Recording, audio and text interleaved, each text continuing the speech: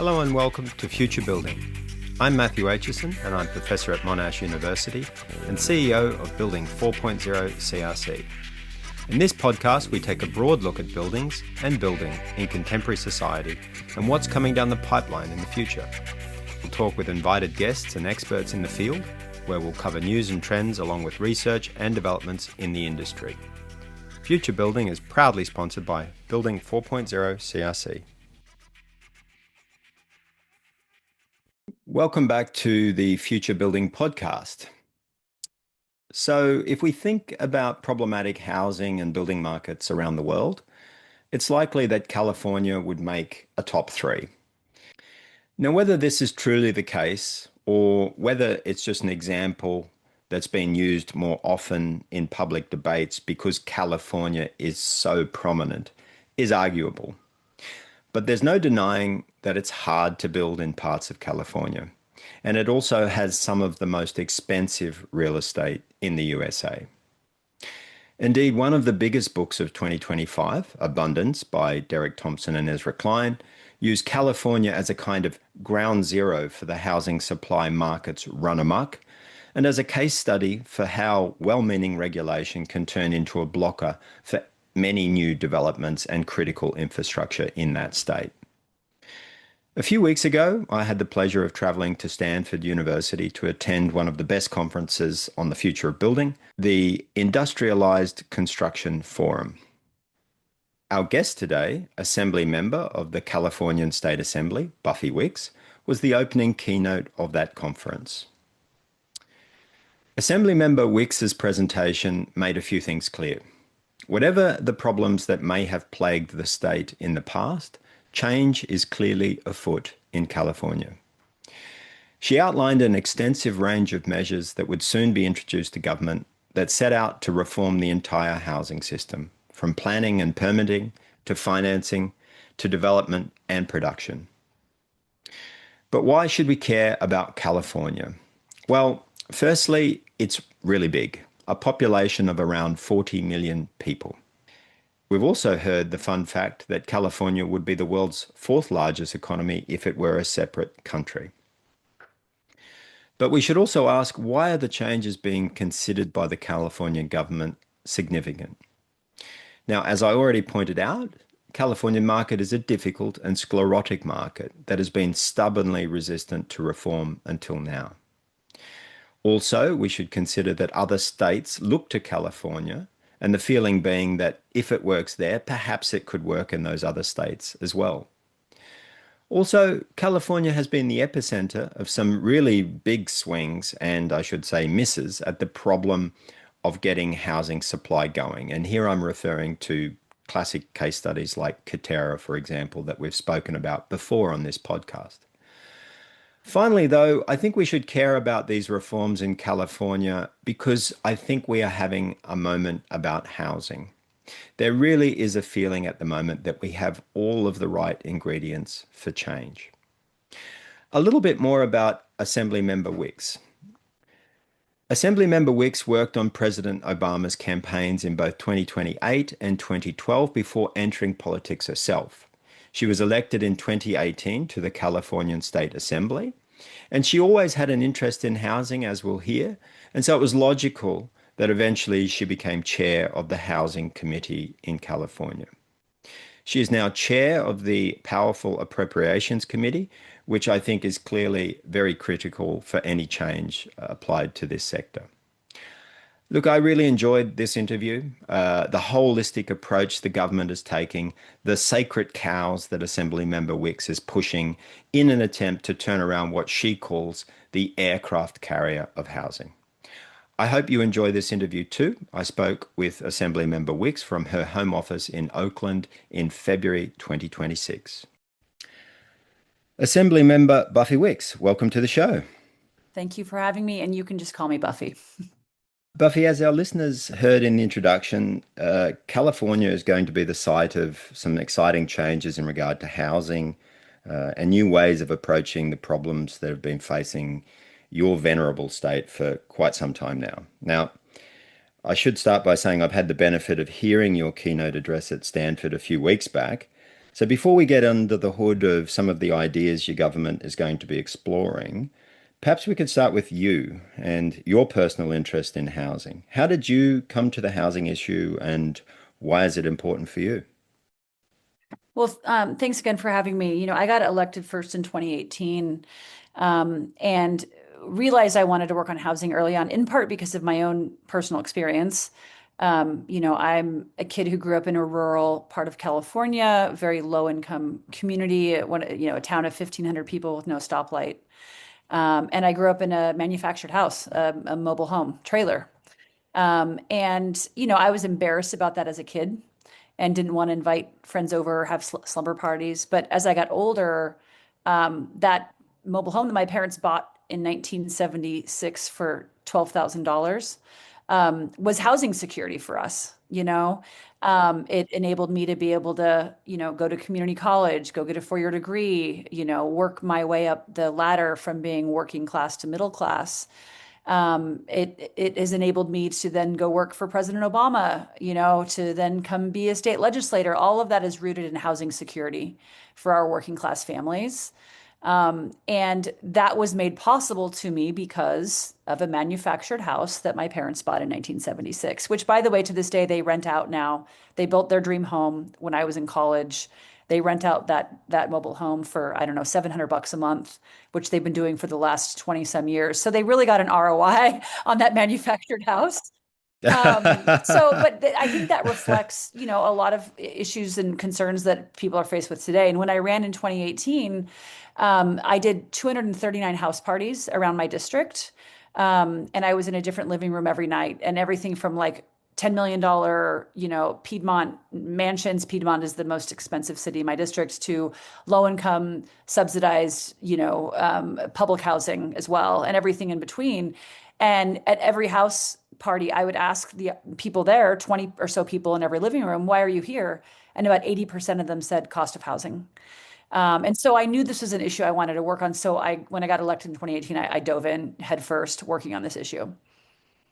Excellent. That's a really interesting story, and you may not be aware of this, but a few episodes back, we interviewed one of the experts on the HUD code.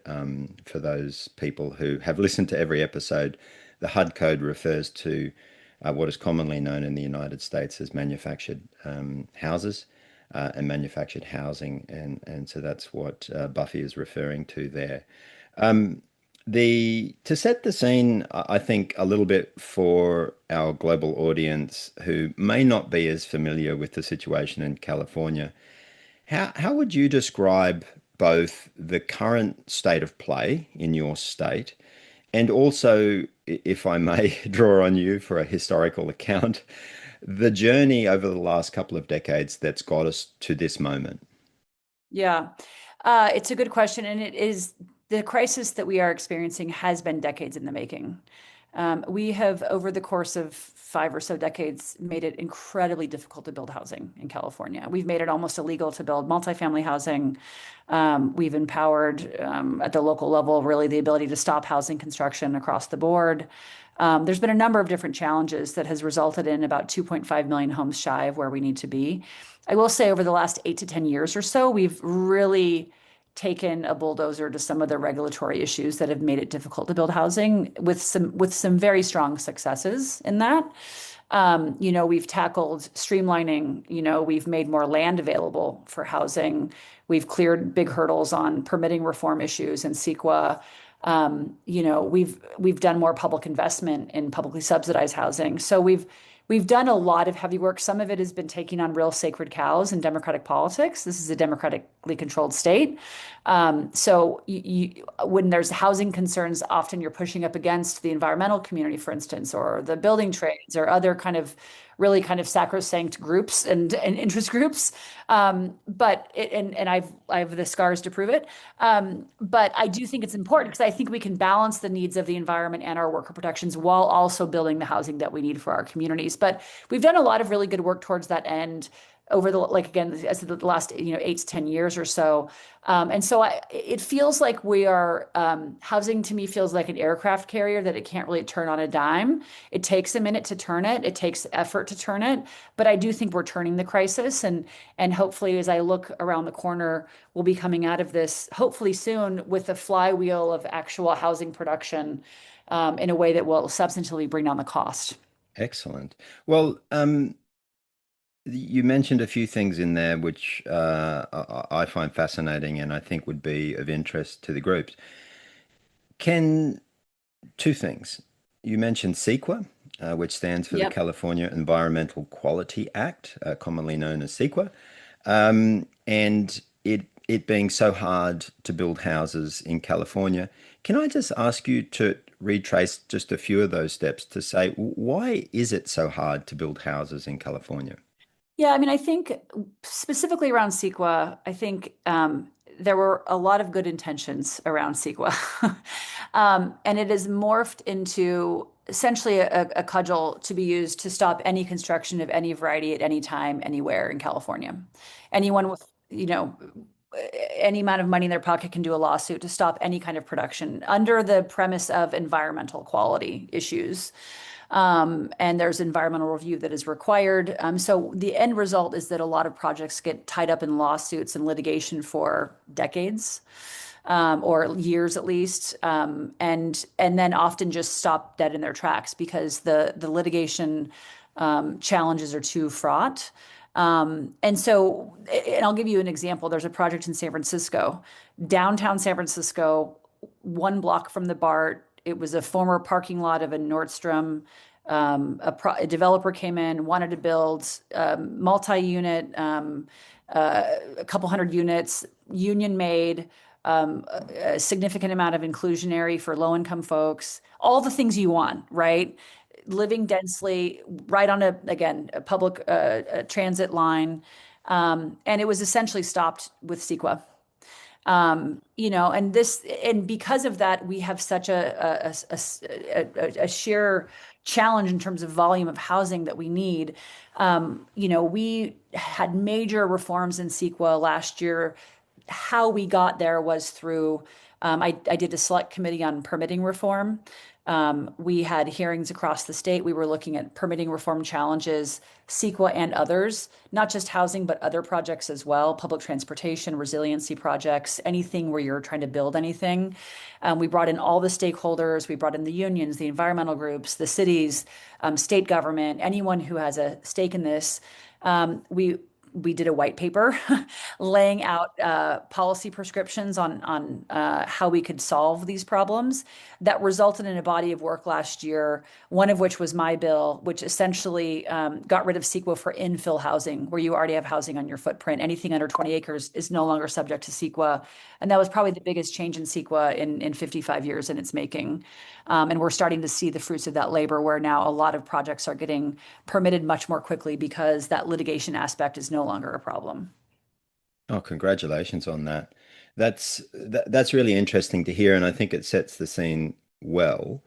And if I may, I might just take us on a small narrative to bring us to the present. So you've just mentioned the regulatory reform, the white paper, the bill, the changes to CEQA, and that's been, I guess, brewing for some 8 to 10 years. It feels like those issues, certainly as someone who's traveled to California many times in that period, have been fairly well aired. But in 2025, your team, as I understand it, started to take a slightly different path. You and your colleagues, for example, I understand, toured Swedish companies to see how they were doing things. Who could forget early in 2025, the book of the year, Abundance, was published by Derek Thompson and Ezra Klein, and it largely used California as a case study for everything that's wrong in terms of development and of new housing and infrastructure. And then, of course, in late 2025, your governor, Gavin Newsom, appeared on Ezra Klein's podcast to announce his interest in prefab and modular housing. And it really felt like he was also planting the flag around a bold housing agenda that was to come. So that's my looking in from the outside narrative of bringing us back to the present moment. And I want to go straight into what really caught my attention in your keynote at Stanford a few weeks back, where you declared your interest in something quite fundamental and something that for somebody who goes to a lot of such conferences, I haven't often heard. And that was a focus around getting construction costs down and also a focus on what we might broadly term building innovation.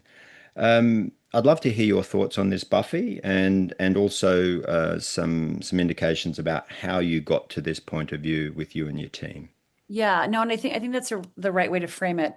As I mentioned, we've done a big body of work around really taking a bulldozer to the regulatory issues and trying to streamline and making it easier and create a level playing field in terms of getting permits, et cetera, which is exceedingly not sexy work, but actually very, very critical and important. Yeah. And a lot of that was also informed by the great works of Ezra and Derek and others who've been writing about this. And again, I think created, we had the crisis has metastasized at such a level when you have tens of thousands of people experiencing homelessness every day on your streets. You can't, as a lawmaker in good faith, see that and not want to take action, you know? Yeah. Once we did that huge body of work, I started asking the question of, okay, we've dealt with a lot of these hurdles, we've cleared the way. What are the remaining hurdles that exist? And the obvious thing to me was the cost of construction. The cost of construction is exorbitant. And how do we bring down the cost? And from my perspective, that then automatically then requires, well, we have to look at innovation in order to do that. And so I just started looking around and realized through research, oh, look what Sweden's doing. 85% of their single family homes are factory built. We've had some factories in California, fits and starts, some successes and some failures, as I'm sure you've discussed in other episodes, right? Katera being the obvious one that, Yeah. has sort of jarred the industry, but also some successes, right? And then also looking at Idaho, you have companies up there, Nashua, Geared, and Autovol. They're seemingly successful. And also some of the more historic companies like Champion and Clayton, who have been building manufactured homes, who have factories all across the country.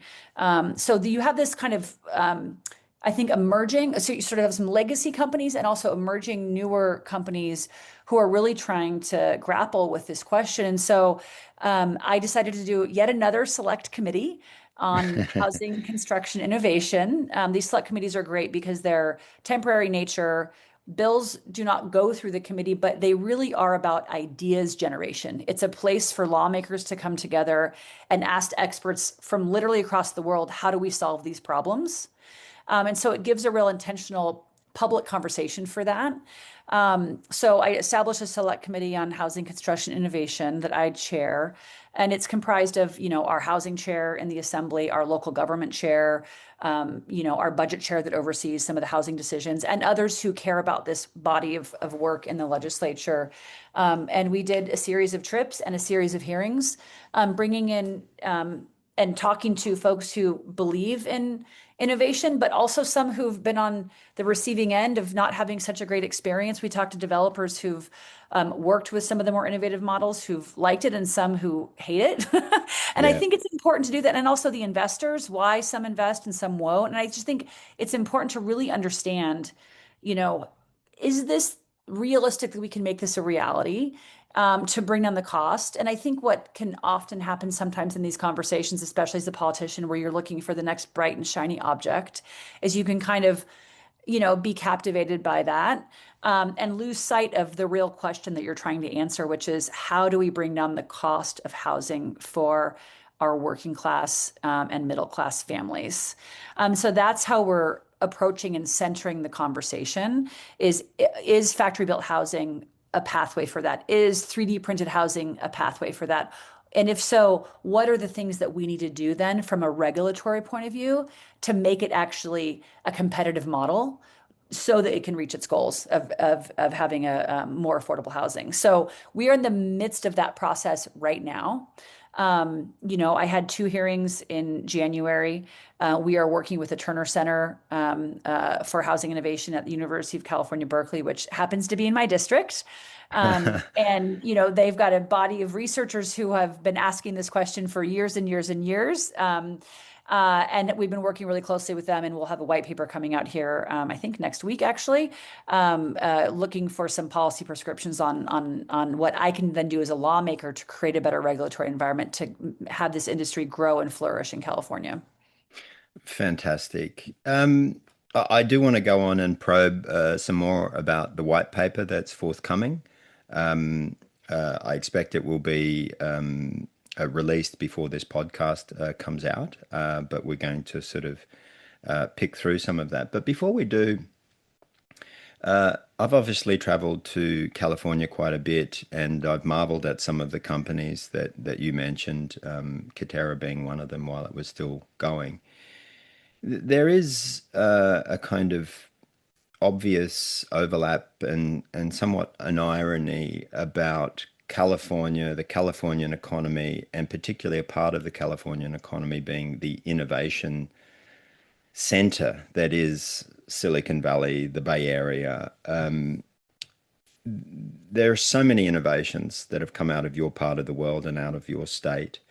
As we mentioned in the introduction, California would be the fourth largest economy in the world. We've all heard that statistic before. But is it an irony, or is there a logic behind the fact that for such an innovative state and as the locus of so much investment and new technologies, that California perhaps hasn't been able to crack that to date? Is there any story behind that your research has uncovered, Buffy? Well, I would say one, I don't think our government has been innovative, right? And in fact, in many ways in housing, our government has gotten in the way of success across the board. And I think that's been obviously articulated in books like Ezra and Derek's and others, right?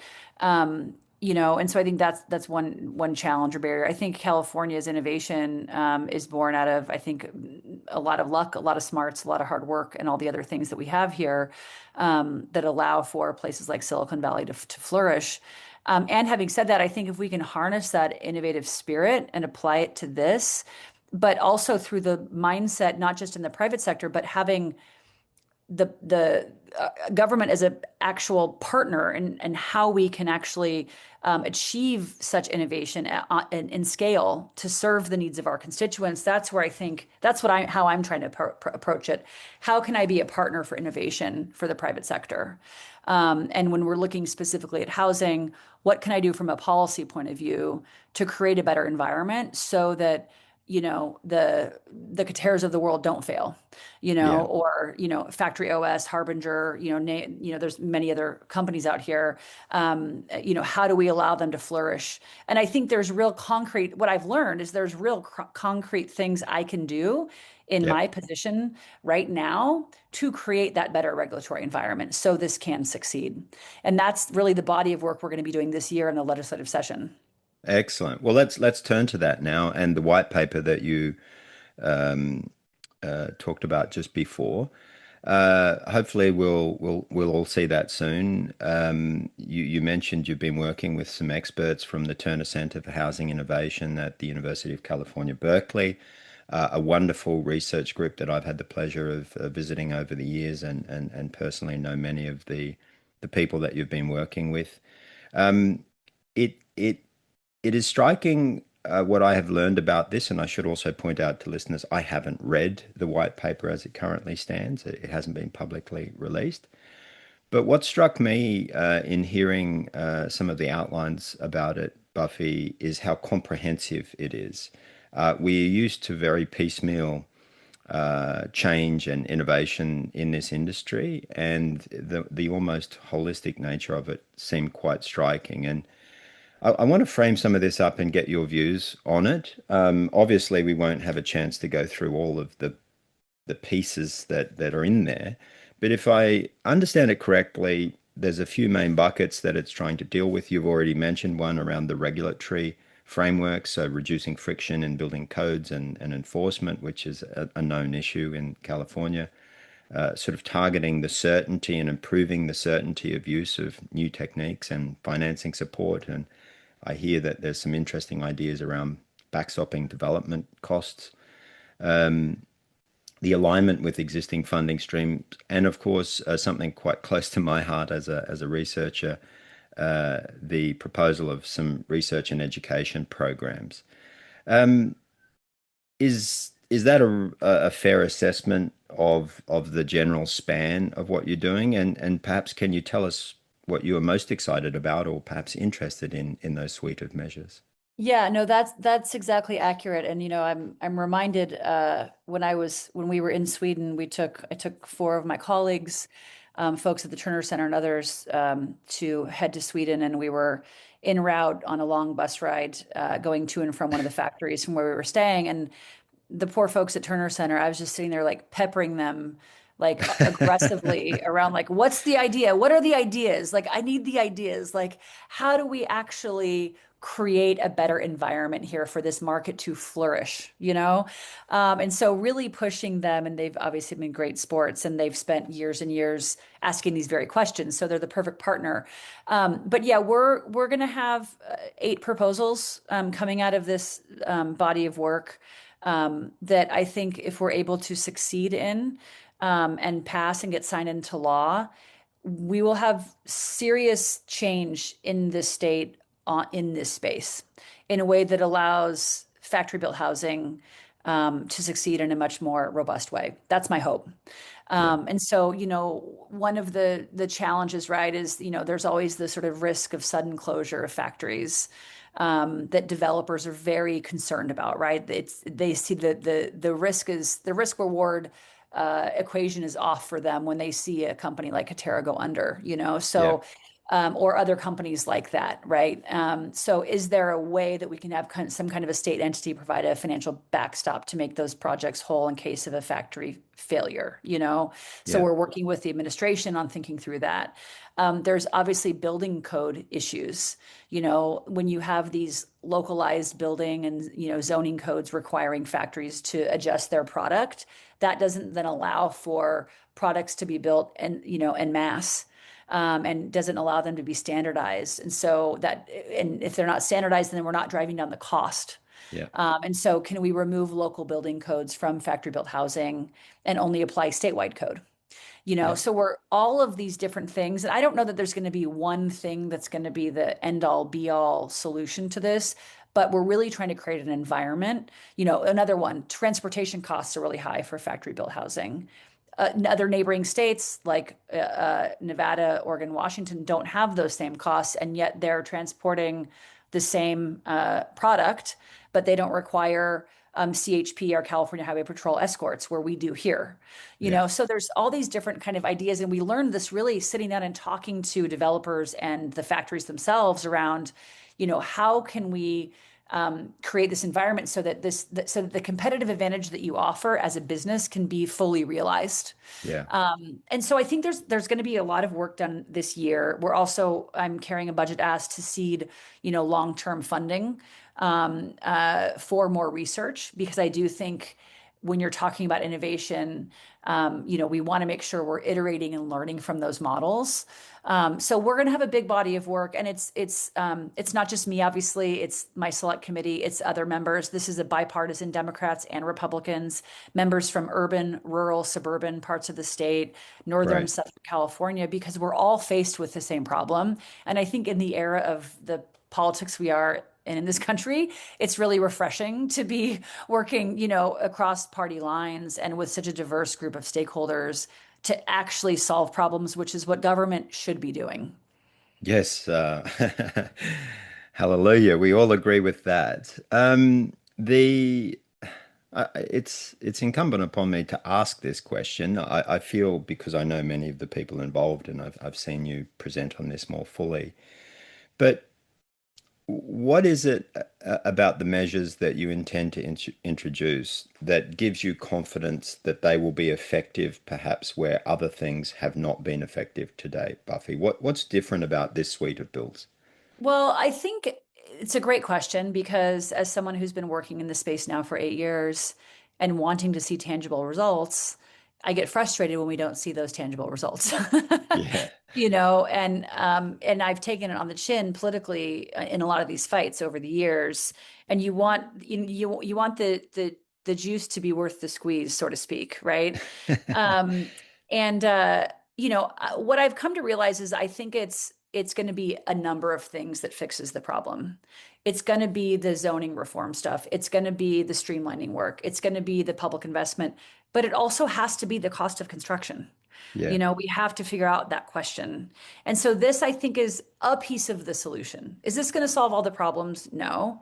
And I think it's easy to fall into the like getting captivated by the shiny object idea. Yeah.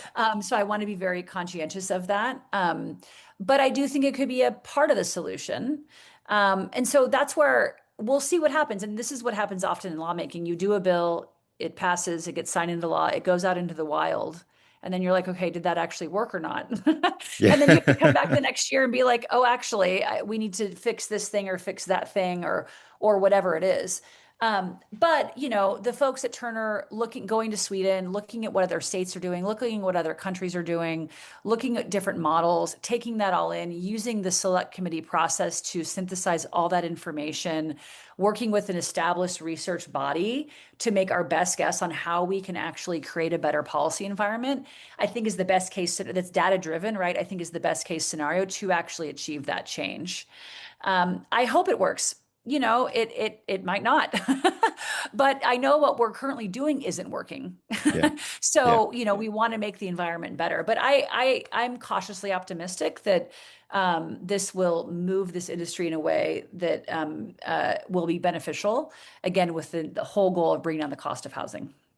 Oh, look, for what it's worth, as somebody who's has looked at these sorts of proposals around the world, I think you are 100% on the right track. And it's really refreshing for me to hear as well about your proposal for a long-term funding commitment towards this research, and doing data-driven policy development makes a lot of sense. And so I think that is a small token of gratitude from me, and I think others in the innovation ecosystem, for saying it's great to see that that work and that advice not only being heeded but continuing to be funded.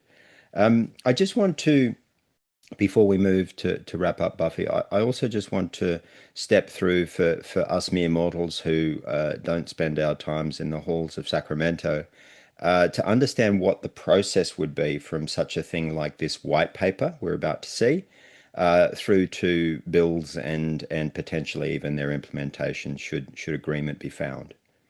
Yeah, so we are introducing bills as we speak, derived from these hearings we've had, derived from the white paper, which will be coming out next week. So the bill introduction is starting now.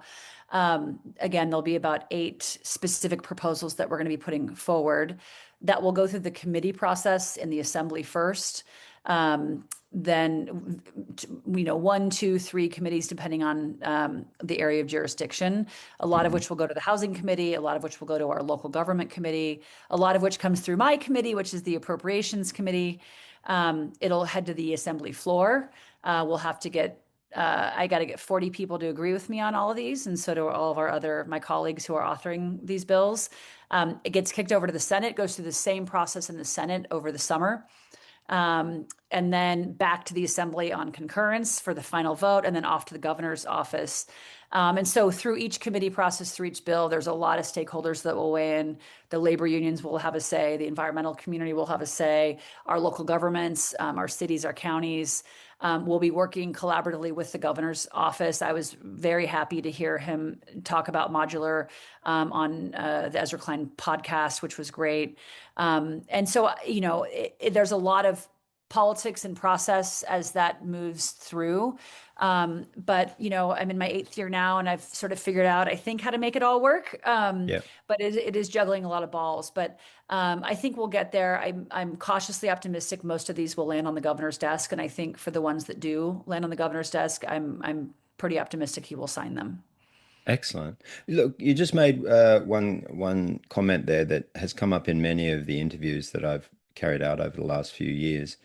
And so just before we move to wrap up, I do want to probe again on that. You mentioned the issues of unions and organized Mhm. labor.